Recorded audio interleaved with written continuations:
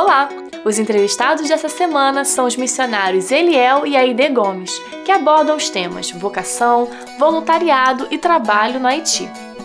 Logo mais, inspire-se com o 4º princípio do Celebrando a Recuperação do pastor Israel Belo. Não deixe de assistir o informativo da Junta de Missões Mundiais e o Loucos por Viagens. Não saia daí, Convite à Vida só está começando!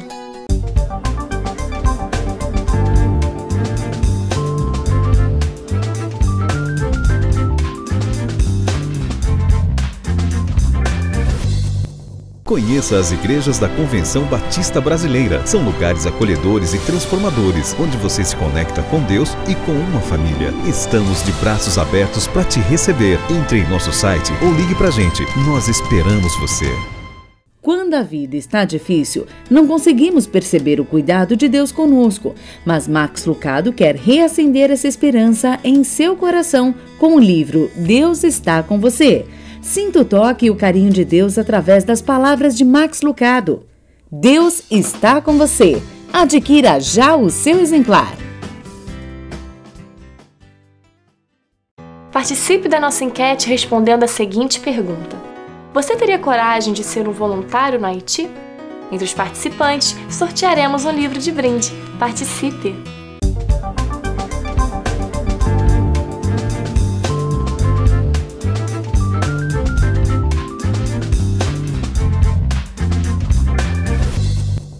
Convite à Vida de novo aqui com você, nós juntos para uma grande entrevista. E hoje conosco um casal que, sentindo o grande drama dos haitianos, resolveu dedicar a sua vida às crianças órfãs do Haiti. Eu estou aqui com o casal Aide e Eliel. Bem-vindos aqui, vocês dois, ao nosso Convite à Vida. Muito obrigado, Israel. Obrigado pelo convite para estarmos aqui e falar um pouco sobre esse desafio do Haiti com as crianças, né? Logo, certamente, a curiosidade é a seguinte: como é que o Haiti surgiu na vida de vocês? Então, eu preciso saber primeiro como vocês se conheceram, porque essa história não começou agora, não é? Como é que foi esse processo e como o Haiti, então, chegou até ao coração de vocês? O processo é longo. A Aide é enfermeira e, em determinado momento, nós estávamos num acampamento e, nesse acampamento de juventude, eu passei mal. Então, aconteceu que ela... Eu fui cuidar dele, me encantei com o meu paciente e, num contato que nós tivemos durante o acampamento e, a partir dali, em alguns eventos que os jovens desse acampamento se reuniram para fazer eventos nas comunidades do Rio de Janeiro. Então, a cada 2 meses nós fazíamos projetos sociais. Ele ia, eu ia, nós nos encontrávamos. A partir daí tivemos esse contato e depois de alguns meses começamos a namorar. E depois de algum tempo? Depois de algum tempo, nos casamos.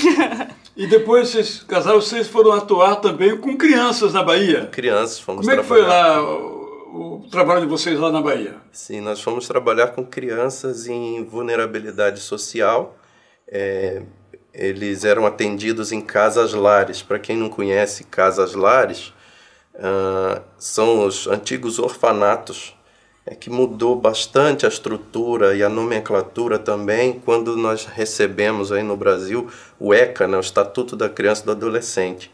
Então, a gente às vezes fala orfanato para as pessoas se situarem melhor, mas são casas-lares. As crianças residem em casas menores, né, com até 10 irmãos, e essas casas, cada criança recebe um cuidado mais individual, né, dentro da sua necessidade.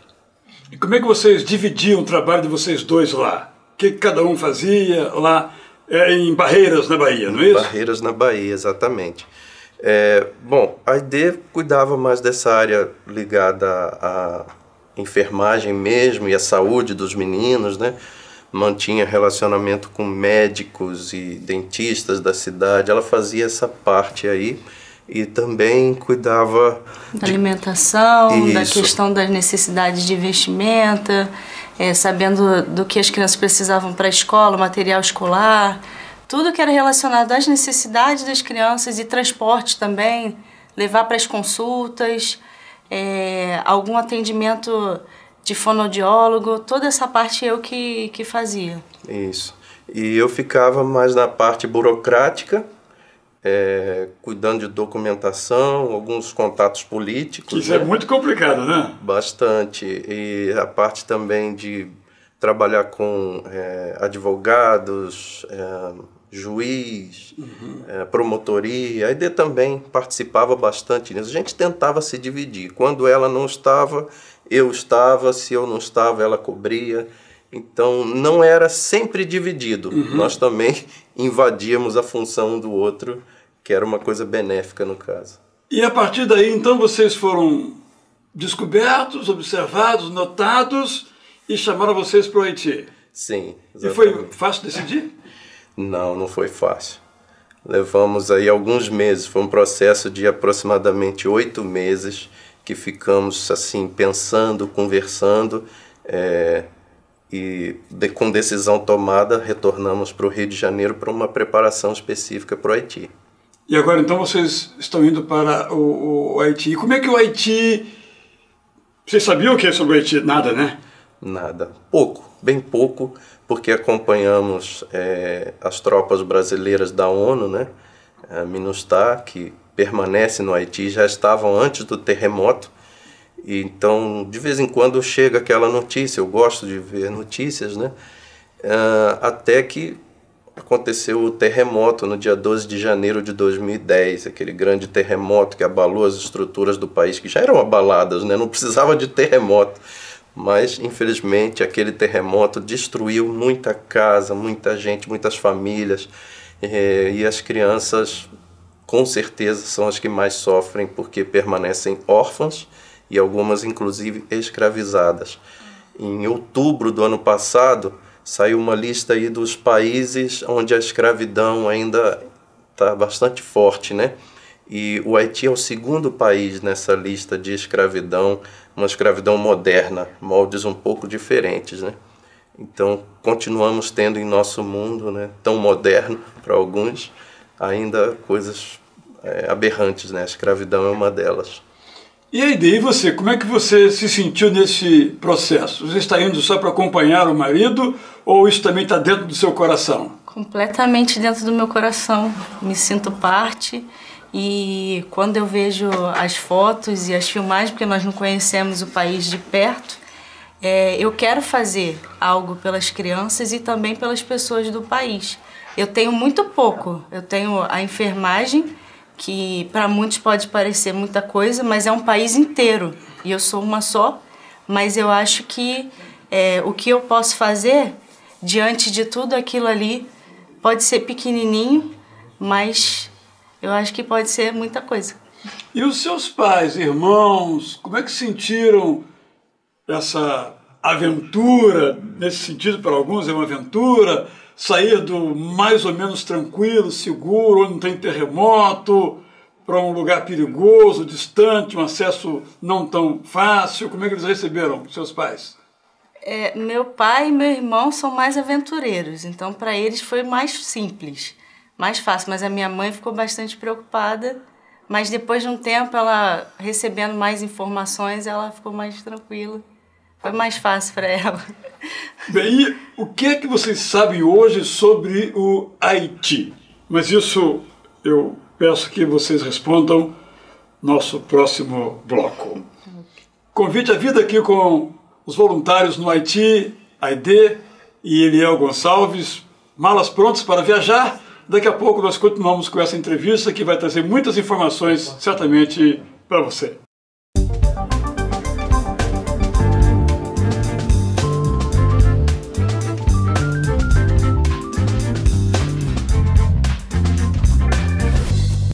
Conheça as igrejas da Convenção Batista Brasileira. São lugares acolhedores e transformadores, onde você se conecta com Deus e com uma família. Estamos de braços abertos para te receber. Entre em nosso site ou ligue para a gente. Nós esperamos você. Você acha difícil ler a Bíblia? Essa tarefa, com o Manual Bíblico Vida Nova, ficou mais fácil. Por isso eu recomendo este livro escrito e preparado com carinho por autores com muito conhecimento na Palavra de Deus. Então, recomendo a você Manual Bíblico Vida Nova, uma editora especializada em livros de referência sobre a Bíblia.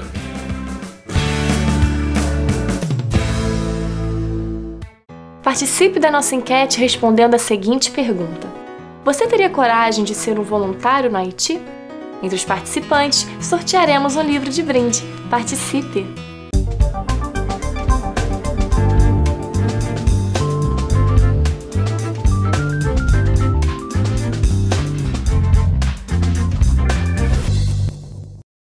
Convite à Vida de volta com a entrevista com o casal Aide e Eliel. Eu perguntei a vocês no bloco anterior, quero que vocês respondam agora o seguinte: o que é que vocês sabem sobre o Haiti? Não conhecem do país ainda, antes sabiam nada e agora sabem o que do Haiti? Sim, nós estivemos numa espécie de preparação no Senegal, ficamos 3 meses e meio, porque apesar de o Senegal ser na África, para alguns não tem nada a ver, mas as estruturas são um pouco parecidas e o contexto de Haiti, ainda que o Haiti esteja na América Central, é uma estrutura bastante africana.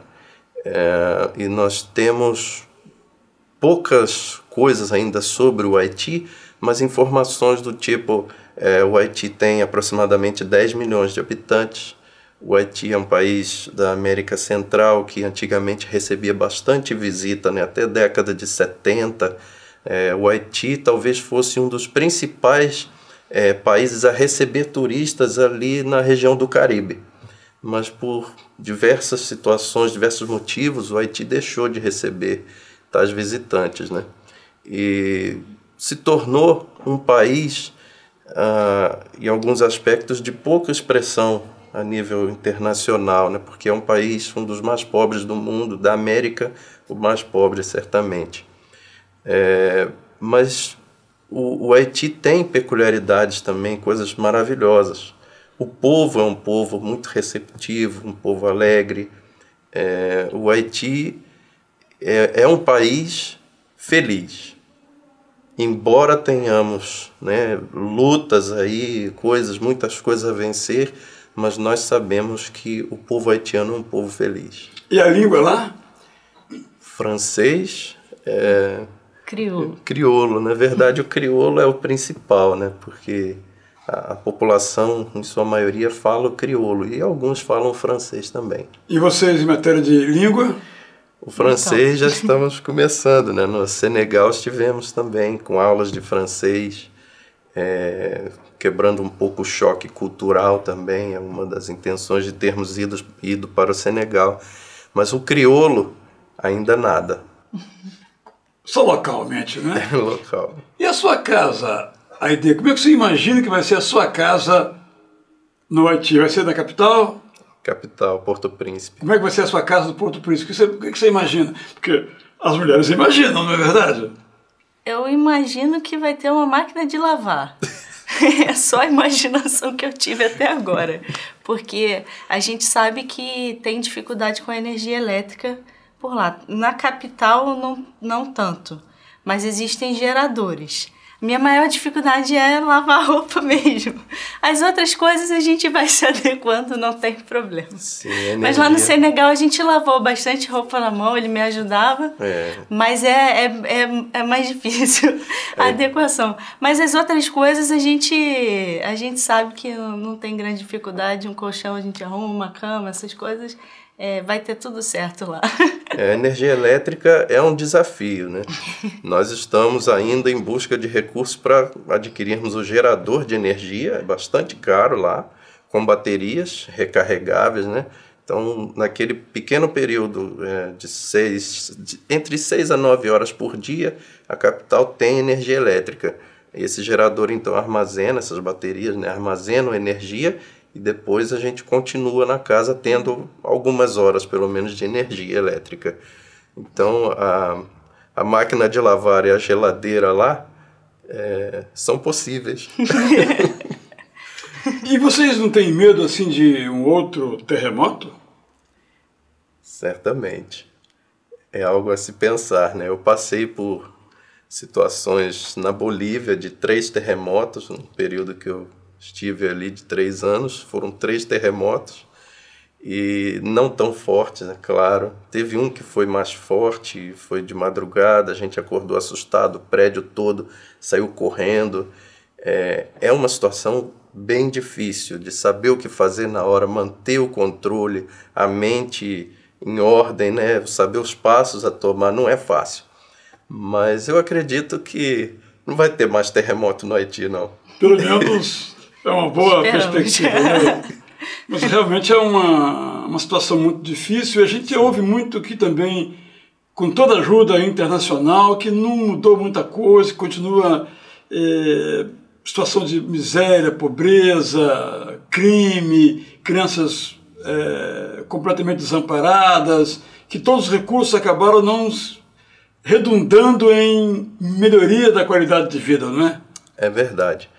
Nós tivemos informações sobre isso também, e muito dinheiro chegou até o Haiti, mas poucas organizações estiveram assim dispostas a estar ali durante aquele período de crise. Muitas não permaneceram, estavam lá após o terremoto, saíram, e algumas que ficaram tiveram dificuldade com mão de obra qualificada. E esse é o maior problema do Haiti, mão de obra qualificada no momento, né? Também, quem é brasileiro está acostumado com uma certa dose de corrupção, e lá nós temos esse problema também. Então são muitos obstáculos ainda a ser vencidos nessa área governamental, na área pessoal também, e as organizações, as ONGs e outras organizações que estão ali passam por problemas ligados à corrupção e à falta de qualificação técnica. E no plano do conforto pessoal, vocês não esperam grandes confortos, não, né? Não. A situação lá, em alguns momentos, a pessoa não pode ficar saindo muito à noite, por exemplo, porque não tem energia elétrica mesmo, iluminação pública.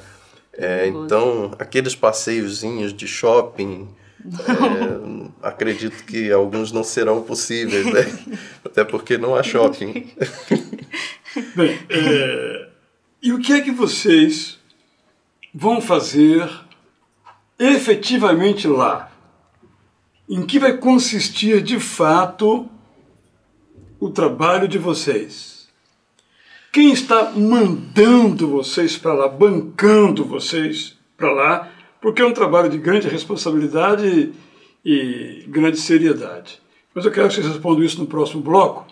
Mas quero dizer que admiro muito, vou usar a palavra aqui, essa coragem de vocês de irem até para o desconhecido, que já que vocês não conhecem ainda o país, mas conhecem o projeto, o desejo de se fazer, e estou indo para lá. Eu quero já de antemão dizer da minha admiração por vocês, e no próximo bloco eu quero que vocês respondam o que vocês vão fazer, qual é o projeto que vocês vão de fato desenvolver no Haiti a partir da capital Porto Príncipe. Sim.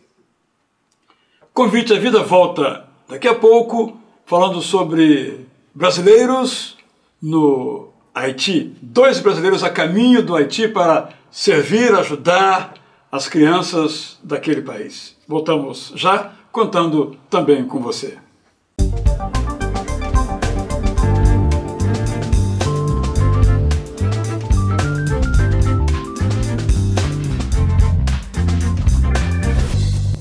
Conheça as igrejas da Convenção Batista Brasileira. São lugares acolhedores e transformadores, onde você se conecta com Deus e com uma família. Estamos de braços abertos para te receber. Entre em nosso site ou ligue para a gente. Nós esperamos você.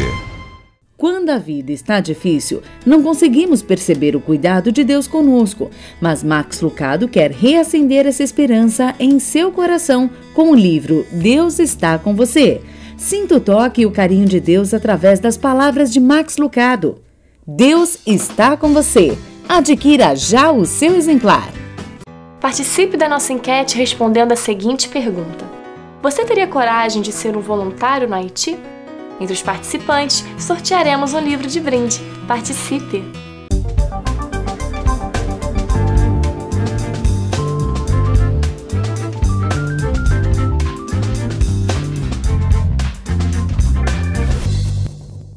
Convite à Vida de volta em nosso terceiro bloco, falando sobre o Haiti, aqui com esses dois visionários corajosos, Aide e Eliel, que estão prontos para ir ao Haiti, ajudar lá as crianças. Então minha pergunta é, o que é que vocês vão fazer efetivamente lá? Qual é o projeto de vocês? Quem está mandando vocês para lá?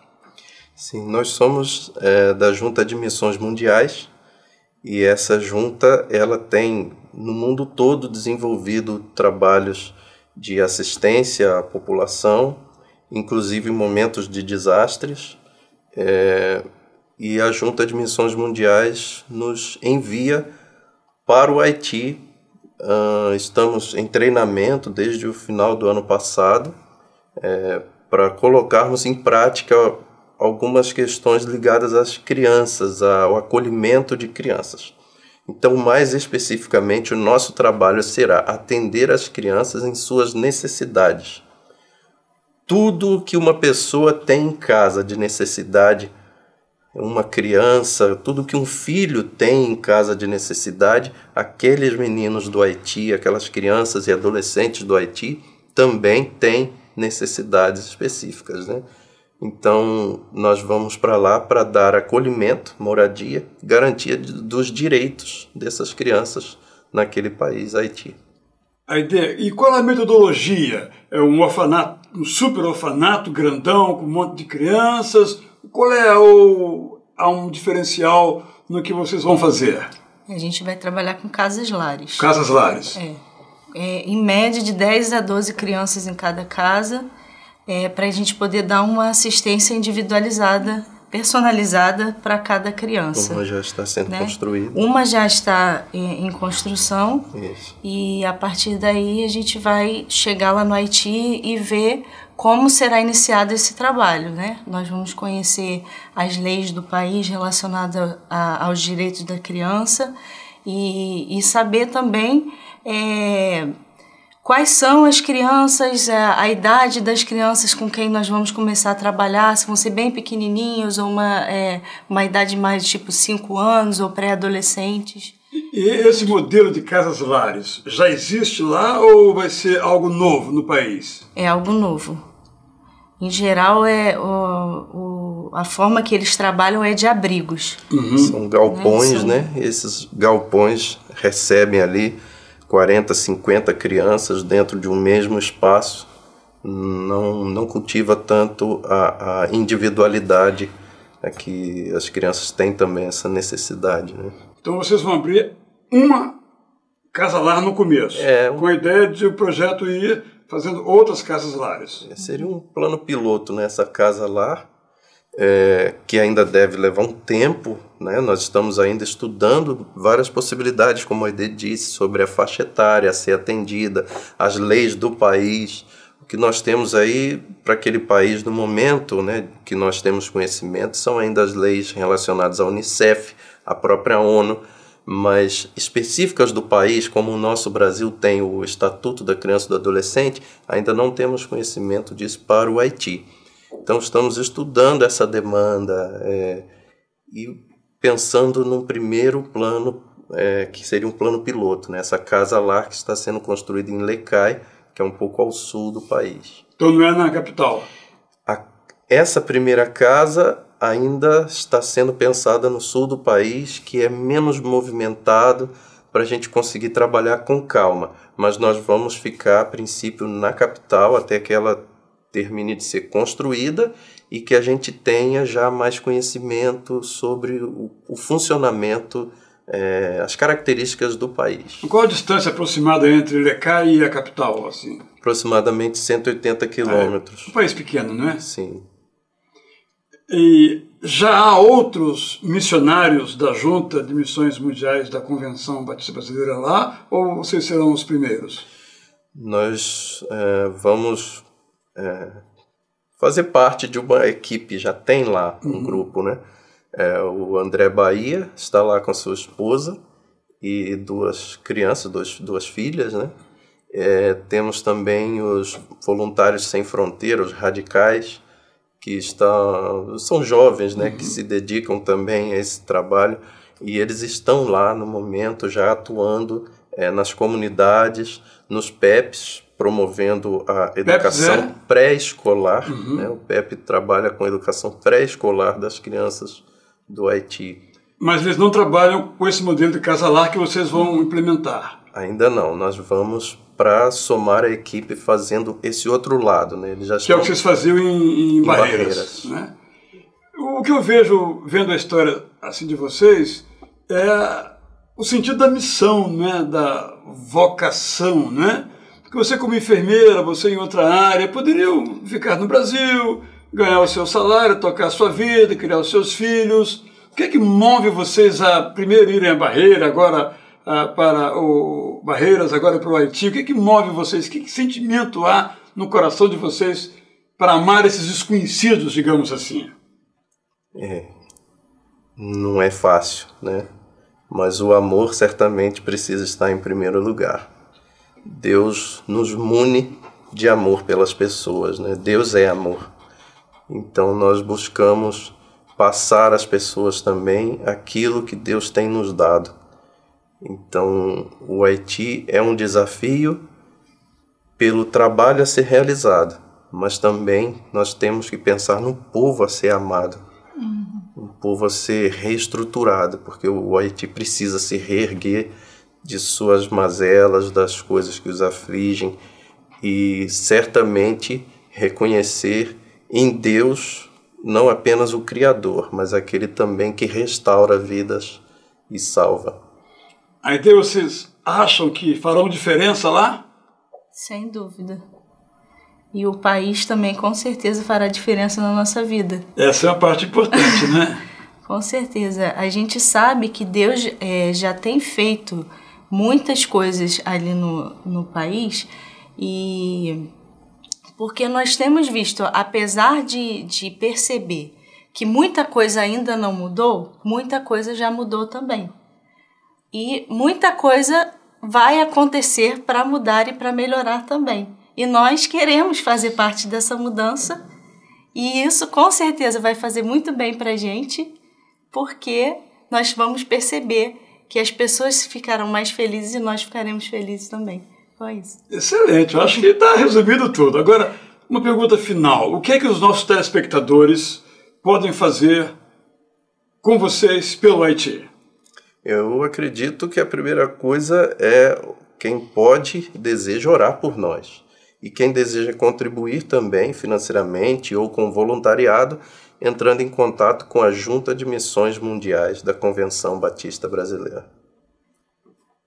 Desejo então a vocês uma boa viagem, e quando voltarem ao Brasil, venham aqui ao nosso Convite à Vida para ver que aquilo que vocês falaram do que seria o futuro sendo presente, e as diferenças que vocês fizeram, e como disse bem a Aide, as diferenças que também o Haiti fez nas vidas de vocês. Muito obrigado aqui por estarem conosco. Sem dúvida, nós agradecemos. Vamos retornar. Muito obrigado a todos que nos ouviram aí, e também pelo convite à vida, né, de estarmos aqui nesse dia. Convite à Vida, então, volto daqui a pouco com mais informações, mais coisas interessantes para você pensar a sua própria vida e, quem sabe assim, mudar também o seu modo de viver. Convite à Vida volta já com você.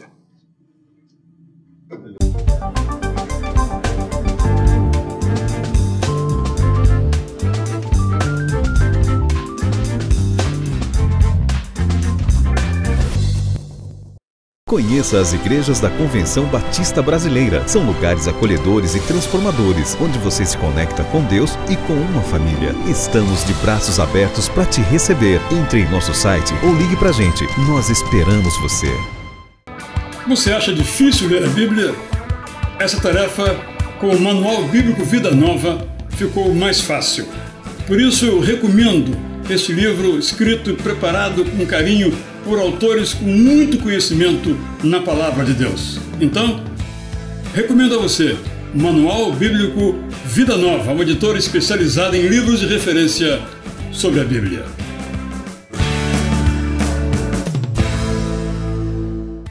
Participe da nossa enquete respondendo a seguinte pergunta: você teria coragem de ser um voluntário no Haiti?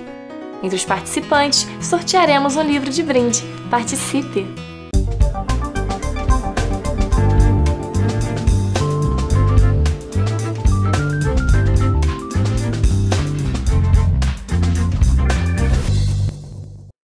Aqui estamos para a nossa série Celebrando a Recuperação, que é um esforço para ajudar você a deixar maus hábitos, traumas, vícios e não permitir que as feridas emocionais dominem a sua vida. Estamos então falando aqui de princípios para a recuperação. E o princípio de hoje é o princípio 4, o princípio da confissão. Faça um inventário moral, emocional e espiritual da sua vida. Jesus quer mudar o nosso coração, porque é do coração que procedem o mal e o bem. Não é a língua, mas é o coração que leva uma pessoa a ofender o outro, a caluniar o outro, a mentir sobre o outro, a fazer aquilo que não deve. Não é o desejo sexual, mas é o coração que leva uma pessoa a descer o poço da infidelidade conjugal. Não é o braço, mas é o coração que leva uma pessoa a se apropriar daquilo que não lhe pertence, seja o conhecimento que alguém adquiriu, seja o bem que alguém comprou. Não são os lábios, mas é o coração que leva uma pessoa a proferir palavras que lhe beneficiem, parecendo ser o que não é. Enquanto pregava para a multidão, Jesus via pessoas que não estavam ali por amá-lo de todo o coração, mas para verem o que é que dele podiam tirar para si. Então ele diz que seriam pessoas bem-aventuradas e que veriam a Deus aquelas que tivessem os corações puros ou limpos. O que é ter um coração puro? Porque o puro é aquele que é bem-aventurado.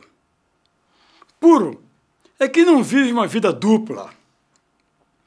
Puro é quem não deixa que seus hábitos se contaminem com os estilos e práticas dos outros. Puro é quem deseja só uma coisa. Deseja que Deus seja o Senhor da sua vida e quer viver segundo os valores de Deus. Puro é aquele que tem a coragem de orar como o salmista. Sonda, ó Deus, a minha vida e conhece o meu coração. Prova-me e conhece as minhas inquietações. Vê se em minha conduta algo te ofende e me dirige pelo caminho eterno. Nós precisamos recordar aquilo que Deus faz por nós nessa jornada rumo à felicidade. Deus coloca padrões elevados para as nossas vidas.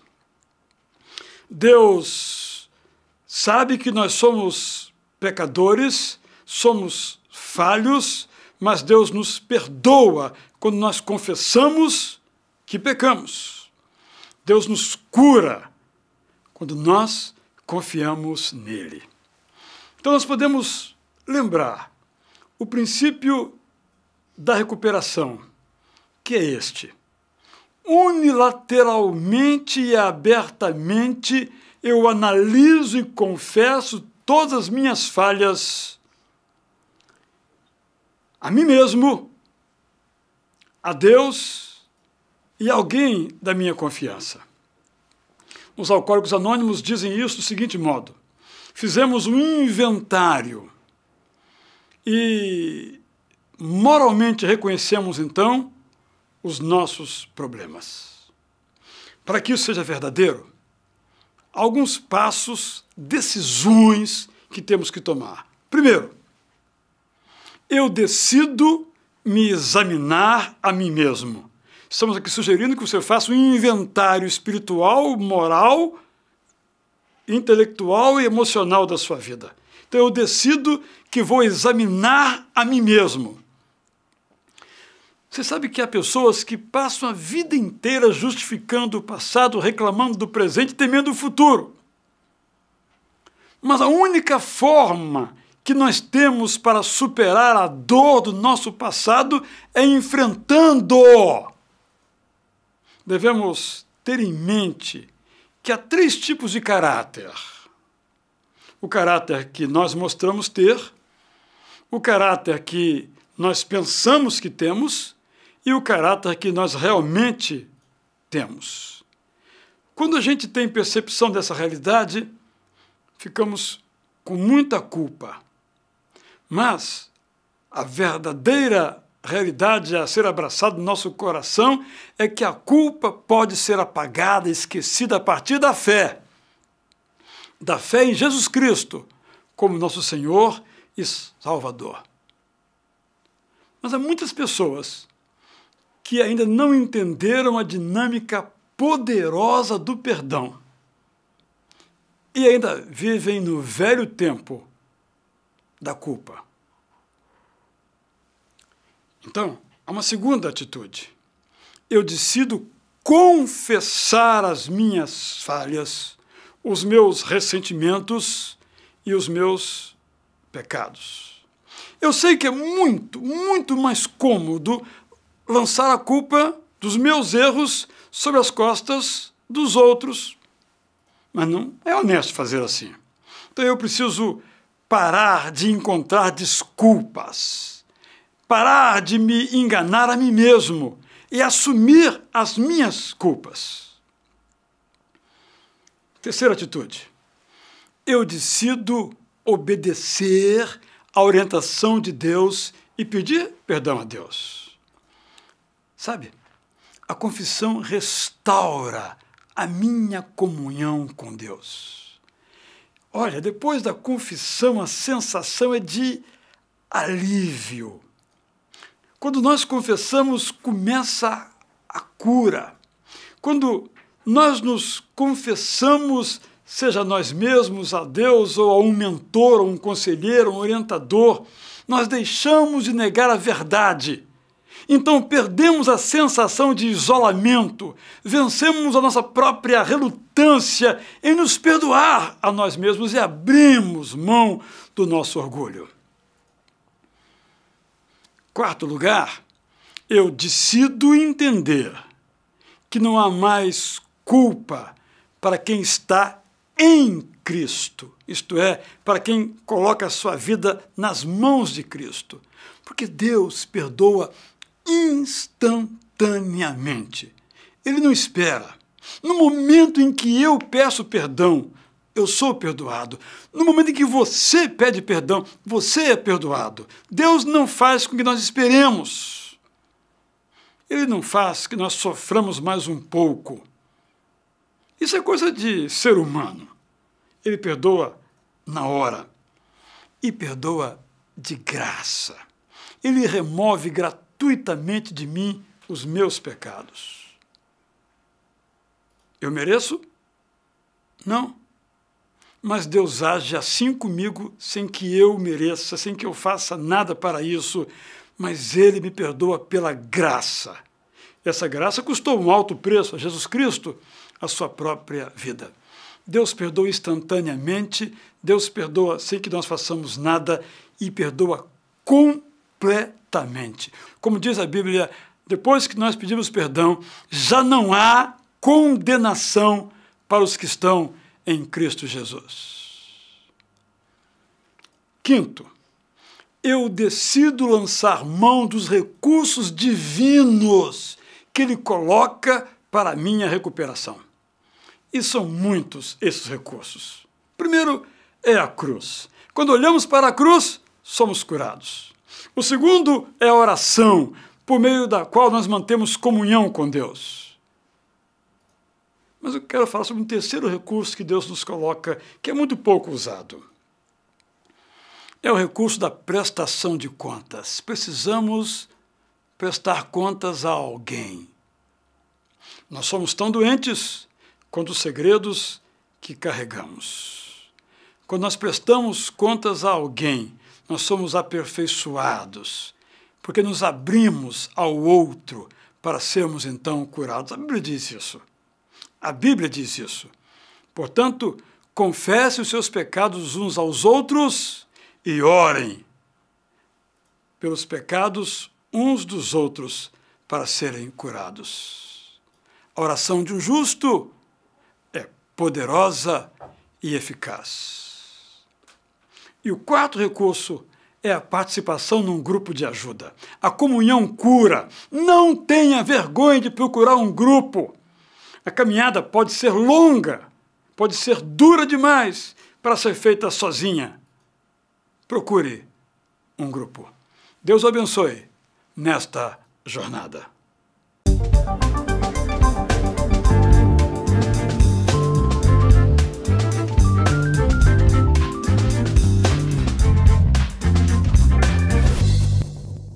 Conheça as igrejas da Convenção Batista Brasileira. São lugares acolhedores e transformadores, onde você se conecta com Deus e com uma família. Estamos de braços abertos para te receber. Entre em nosso site ou ligue pra gente. Nós esperamos você.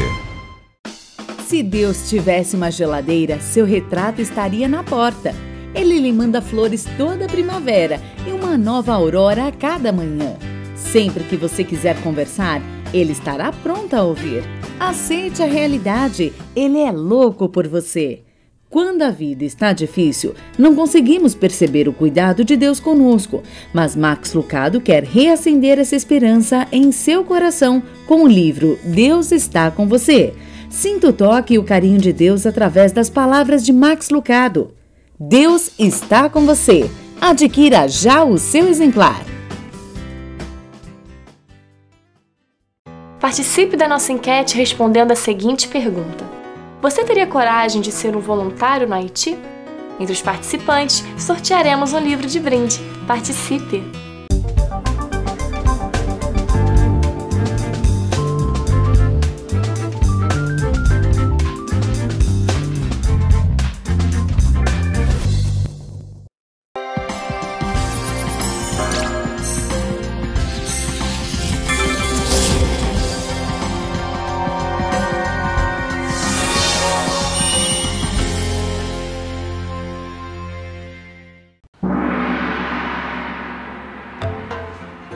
A moça da chuva. A China é um país que fica muito longe do Brasil. Quando lá é noite, aqui é dia. Para chegar lá, a pessoa tem de tomar um avião e viajar um dia inteiro e uma noite. Na China, as pessoas não comem arroz com feijão, batata frita, bife, como nós comemos. Elas tomam sopa de verduras, sopa de peixe, bolinhos de arroz. E no café da manhã não tem pão com manteiga, café com leite, chocolate, nem café tem. Elas tomam uma sopinha de macarrão ou um mingau de milho antes de sair para o trabalho.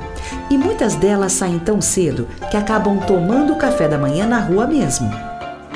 As cidades são barulhentas, com muitos carros e ônibus, e os trens andam sempre lotados. A China é a nação mais populosa da Terra.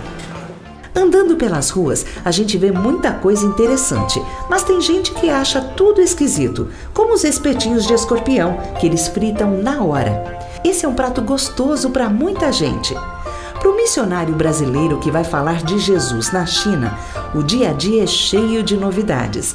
Ele tem de aprender a falar a língua principal do país, que é o mandarim, e no início ele não entende nada. Para a missionária Grace, as coisas são bem fáceis. Ela é chinesa e pode sair e falar com as pessoas sem problemas. Pode comer aquelas comidas diferentes e andar pelas ruas sem ficar perdida. Um dia, seus amigos a convidaram para visitar um vilarejo no alto da montanha para falar de Jesus ao povo. Ela então levantou cedo, ficou bem bonita e foi para a montanha. O lugar era feio, as árvores estavam secas, o capim queimado e as casas eram muito pobres. As pessoas então se aproximaram da jovem e começaram a conversar com ela sobre a vida difícil que elas viviam naquele lugar. Havia mais de 1 ano que não chovia. As plantas não podiam crescer, as árvores não davam frutos e muitas pessoas passavam até fome. Elas oravam aos seus deuses todos os dias, mas eles nada faziam. Grace então se encheu de coragem e disse: "O Deus que eu sirvo fez o céu, a terra, o mar. Ele é o Deus da chuva e pode fazer qualquer coisa. Ele tem todo o poder." As pessoas então começaram a ficar animadas com as palavras de Grace e disseram que se ela orasse ao seu Deus e ele fizesse chover, ela poderia ir todos os dias àquela montanha visitar as pessoas. A pequena missionária foi para casa e orou a Deus com toda a fé e foi dormir. Então, de madrugada, ela ouviu um barulho e correu até a janela para ver. O céu começou a ficar escuro, cheio de nuvens, trovoadas, e uma pesada chuva caiu sobre aquela montanha. Em todas as montanhas ao redor não caiu nenhuma gotinha de chuva, mas naquele lugar a terra ficou fofinha e as plantas começaram a ganhar vida. As crianças brincaram na chuva e todos ficaram felizes com aquele milagre. E quando Grace falou do Evangelho, muitas pessoas aceitaram Jesus em seus corações porque viram o amor de Deus por eles. Depois de uns dias, essa pequena e valente menina voltou àquela montanha. E quando as pessoas viram ela chegando, correram gritando: "Nós sabemos quem você é! Você é a moça da chuva!" Todos podiam ver folhinhas verdes brotando no solo.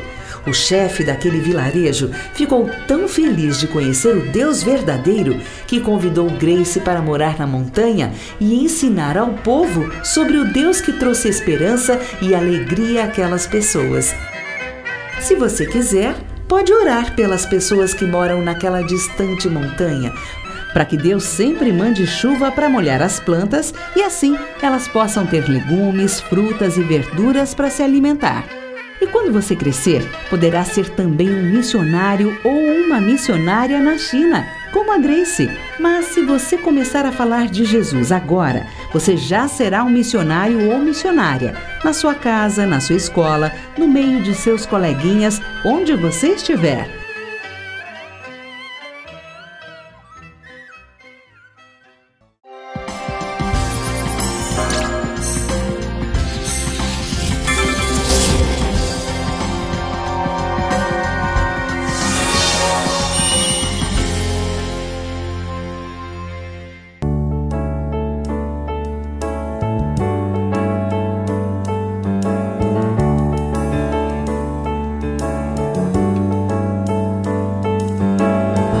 Tabra em árabe, heptapegon em grego, significado as 7 fontes. Hoje estou visitando a igreja onde a tradição diz que Jesus fez o milagre da multiplicação dos pães e dos peixes. Antes de entrar na igreja, eu quero te mostrar algo muito interessante. A oliveira é uma árvore muito comum aqui em Israel, seu fruto é a azeitona e a azeitona é a matéria-prima para se fazer um bom azeite. Por isso, desde o século 14 a.C., as pessoas já usavam esse tipo de estrutura aqui para prensar as azeitonas. Gethsemane em hebraico, Getsemane em português, é o nome desse lagar dado aqui em Israel. Lembra do Getsemane, lugar onde Jesus foi pressionado na noite que ele foi traído por Judas? Como funciona o processo aqui então? Era colocado uma grande haste de madeira aqui nessa pedra, uma pessoa ou um animal girava essa pedra por todo esse lagar até que criava uma grande massa. Ainda não é o azeite, esse processo de se fazer o azeite eu vou mostrar depois quando for gravar lá em Nazaré Village. Azeite que foi muito utilizado nos tempos bíblicos, as mulheres davam sabor aos alimentos, também curava a ferida dos doentes, servia para iluminar as casas nas pequenas lamparinas, a menorá no tabernáculo e no templo e ungiu muitos reis aqui em Israel. Tabra está localizada a noroeste do Mar da Galileia, cerca de 2,5 km da cidade de Cafarnaum. A maioria dos lugares cristãos na Terra Santa foi consagrada muitos anos após a morte de Jesus, por volta do século IV, na época bizantina. Agora Tabra tem uma data totalmente diferente de todos eles.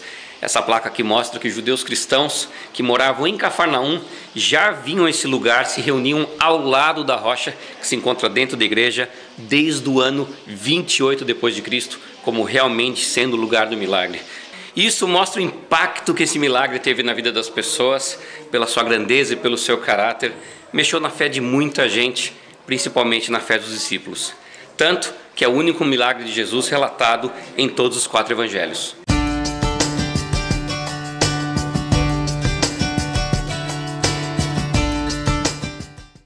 Infelizmente, nós não temos nenhuma confirmação arqueológica de que esse realmente seria o lugar da multiplicação dos pães e dos peixes.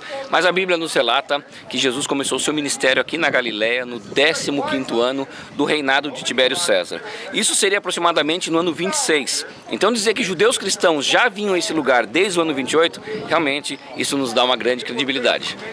O relato bíblico nos diz que 5.000 homens, fora mulheres e crianças, tiveram o privilégio de ver esse milagre. E às vezes a gente não consegue imaginar onde caberiam tantas pessoas vendo uma igreja construída. Eu tenho uma dica para te dar, para que a gente possa ver esse lugar onde Jesus reuniu a grande multidão. Vamos dar um pulo então, lá fora da igreja. Agora sim, dá para se ter uma boa ideia desse monte, e esse era o cenário onde Jesus esteve com aquelas pessoas naquela tarde.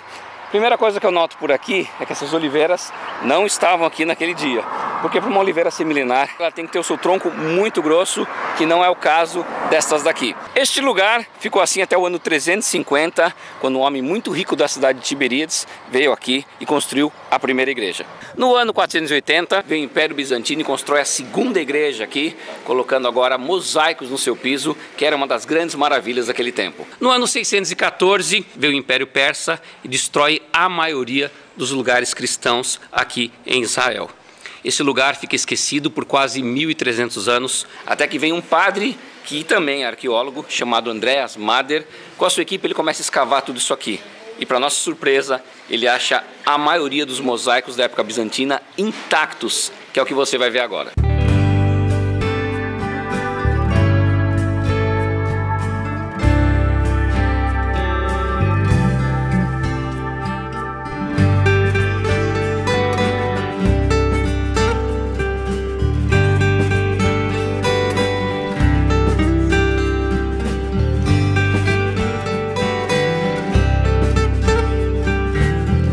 Gente, vocês não têm ideia a emoção que eu tô tendo de estar exatamente aqui. Eu tive uma autorização das freiras e do padre para poder estar bem próximo à rocha. Aqui embaixo, o mosaico da época bizantina que mostra 4 pães e 2 peixes. Agora, por que 4 pães e 2 peixes se o milagre diz que eram 5 pães e 2 peixes? O artista quis dizer aqui que o 5º pão é Jesus, o verdadeiro pão da vida.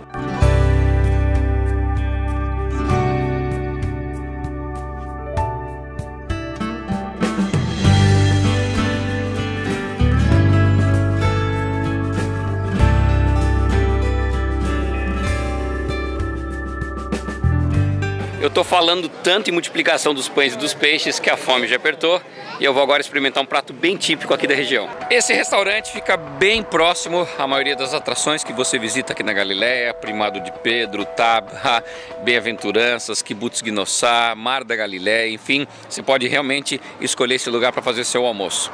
Aqui em Israel, quando alguém te falar que você vai comer um prato com salada, não imagina que vem aí um filé de frango com alface, tomate, pepino, palmito. Não, aqui é tudo diferente. Salada vem em pratos individuais e você vai ver tudo isso aqui, ó: hummus, tabule, cenoura.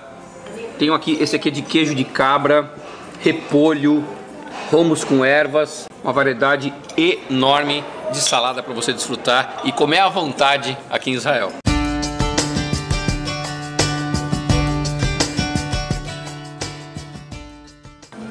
Olha o que o Ziad pediu aqui hoje. Ziad, is good? It's good, it's good. You want? No, start you. It's a pomegranate, right? Yeah. Gente, é uma Try it. berinjela com o molho e com os pedaços de romã. Vamos ver. Can I take this? Like this? Take. Give another one. Vamos experimentar, gente. Isso é tipo daqui. Toma todo, ele vai trazer outro. Não, eu sei, mas depois ele... Vamos experimentar.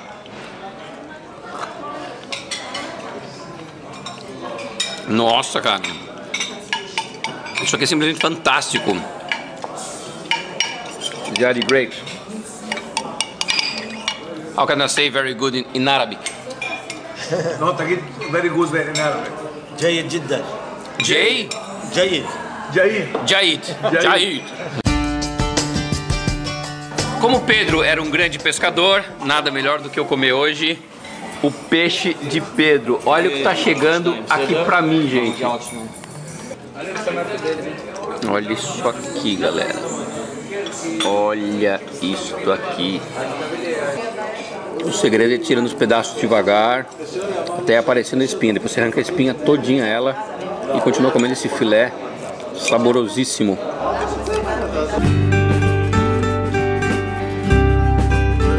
E eu espero que você tenha gostado de conhecer a Igreja da Multiplicação dos Pães e dos Peixes e um pouco mais da gastronomia local aqui da Galileia. Se você quiser ver uma experiência como esta, entre em contato com a Home Tour, escolha o seu grupo, vai ser um prazer enorme ter você por aqui. Estou saindo agora em direção ao Primado de Pedro, mas estas imagens você vai ver no próximo programa e eu te espero por lá, porque afinal de contas dentro de nós sempre vai existir um louco por viagens. E o medo que eu tinha de perder, com seu olhar me fez entender.